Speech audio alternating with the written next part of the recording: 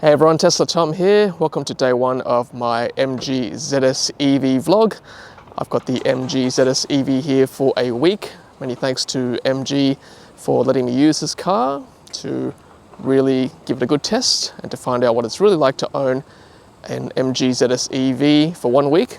So I'm going to really know this car very well after learning all the ins and outs of the car, how to charge the car at night, all those kind of things, and see whether I get any range anxiety at all with 200 odd kilometers of range for my daily use. And of course, when you pick up a new car, regardless of whether it's yours or a rental or whatever, it's always good just to have a walk around to make sure there's no major defects with the paint or the wheel rims, just because it's harder to prove, you know, those kind of things when you return the car back to the rental place, or, you know, if you're picking up a new car, you want to dispute the delivery process, something like that. So I always give it a good walk around just to make sure I can't see any major defects that I need to be worried about. Can't see anything yet. Nothing short of just the usual wear and tear. Wheels look pretty good.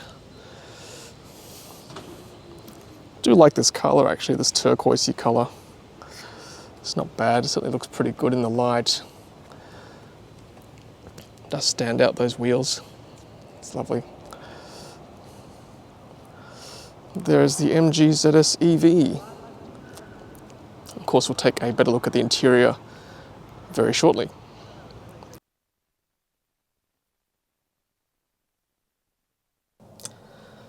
Okay, so I've just driven about 40 odd kilometers from Alexandria up to Wahroonga in the north of Sydney.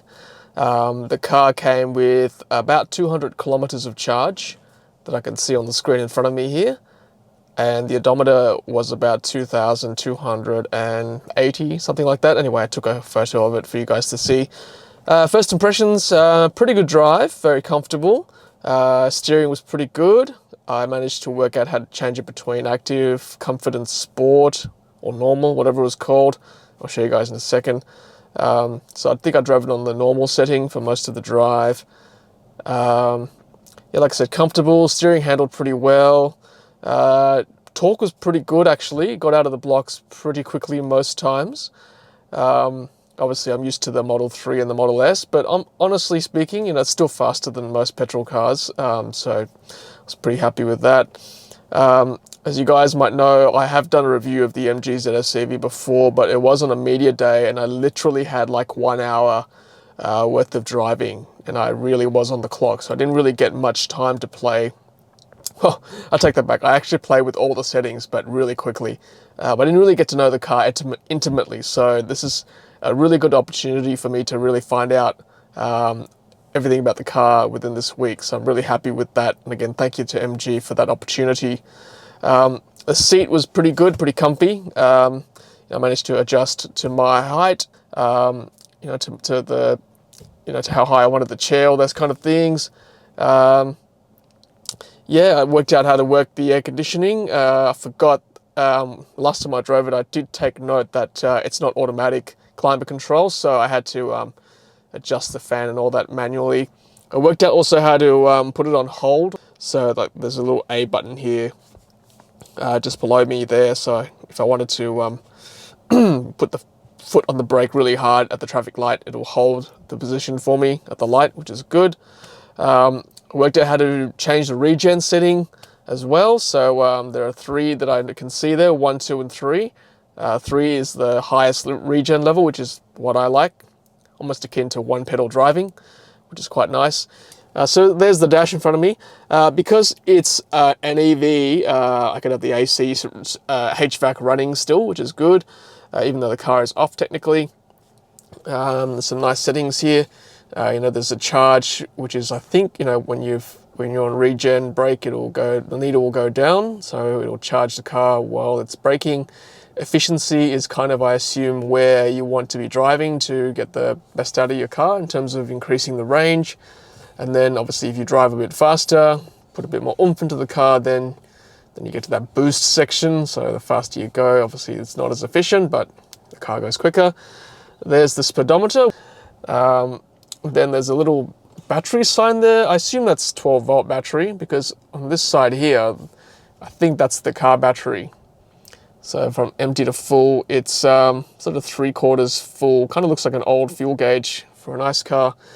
I've got 163 kilometers left. I'm planning to go and test out a Type 2 charger very soon while I get some food this afternoon for the kids. I haven't worked out the Apple or Android Auto yet, so I've just taken my Belkin phone holder, and that's how I got here to Wahroonga, just using my phone's navigation rather than the car's nav. There's the what do you call it, the vent for the AC or the HVAC. That's off to the left, that's on. It's pretty nice, quite a bit of air there. The mirror settings, which is quite good. I managed to adjust the mirrors while I was driving. Pretty intuitive there, pretty straightforward. I think that's the fog light there. It's on auto lock, I believe. You can unlock it like that and press lock again, but I think when I drove, I didn't lock it, and then I looked to the right when I was halfway on my trip, and the light was on, so that means that it was locked. Windows there, that's pretty straightforward, I think. That's auto. The driver's side is auto. Is the passenger side auto? Let's have a look. Yes, it is. It's pretty quick. Look how quick that is. No, it's not auto going up though. What about the back? Yep. Same thing. It's only auto going down, but not up. Whereas it's auto for driver up and down. Doesn't worry me too much. I'm just going to open the door, show you guys. There you go, when I open the door, it automatically opens. Okay, so there's no lumbar support. That's all right. It's just sort of forward and then back rest up and down there. Back in the car. And then just the HVAC vents across the front there. Pretty straightforward. And there's another one on the left-hand side. Round for the side ones, and then a bit more rectangular for the middle ones. Like I said, I haven't really worked out all the settings just yet this time around, so I will go into more detail on my next vlog. But just wanted to give you guys a quick overview today. And then to drive the car, all the controls are down here.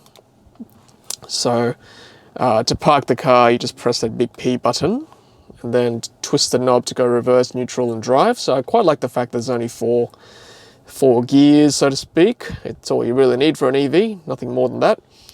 And the big P here for the park brake.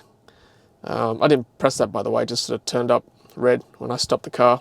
And this A thing is for the hold, which I've heard in other reviews it does go off every time you drive, so you got to turn it on each time.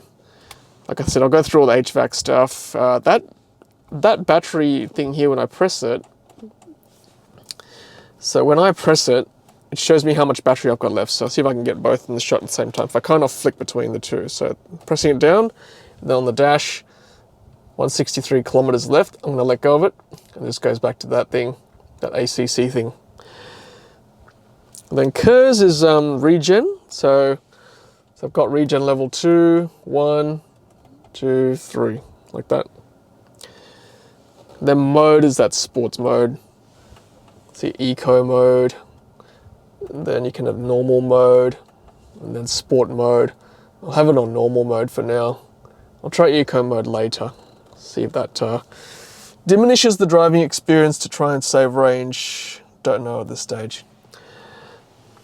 Then some more controls there. Like I said, I'll go through that later when I get more time with it. So I managed to work out how to set the nav so that it's the default screen when you're driving. That wasn't too hard to find because you go back to the main screen there and you just press navigation, and then there's the radio. I did manage to work out how to switch the radio stations. Just press that, then you can assume a favorite. So I'm going to try and favorite that number 1. There you go, there's a heart there, and you can turn the volume down. The sound system's not too bad, I thought. You know, it's reasonable. Get enough treble and bass, and of course, being not an ICE car, you don't hear the engine, so the audio is actually quite pure. Not hearing the rumble of the engine, which is quite nice. You get the temperature, you get the time. All right, so let's go to Sonai's shopping village, check out their EV chargers. Press new route, go to search, ST space IVES.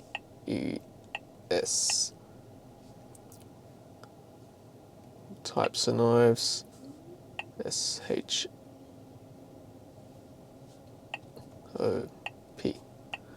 Put the keyboard down. There we go, Shemav Shopping Village. Yeah, let's do that. Northwest entrance. Press select as destination. Calculating route. Start navigation. Alright, let's go.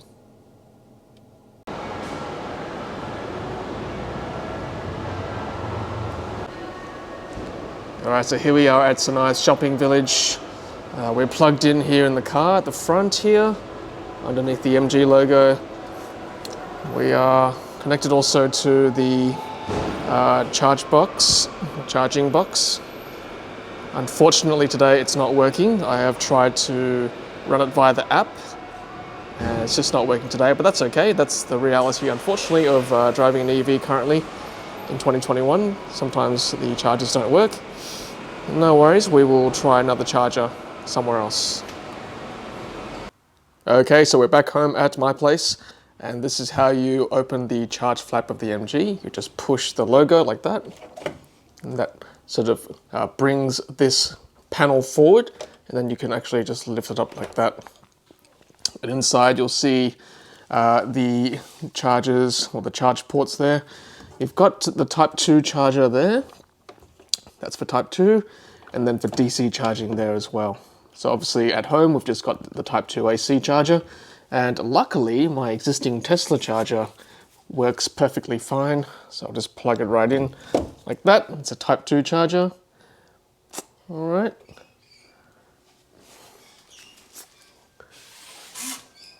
Hear it clicking. The MG light came on like that. And let's go into the car to see what's happening.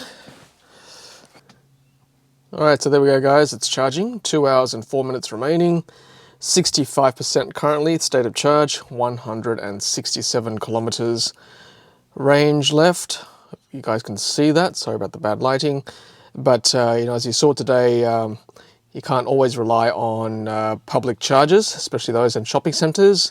You are kind of at the mercy of their electricity provider for a start, and also the maintenance at the shopping center. So gold standard really is to find somewhere to charge your car at home. I'm lucky enough to have the Tesla charger already set up, but of course easy enough to get a electrician out to your house to install it. Failing that, there is also the option of charging with just a 10 amp socket. I believe there might be one provided with the MG. I'll have to double check that with MG whether it comes with the car, but you can always plug that into your 10 amp socket at home. Any power point will do. And that is how you charge your MG.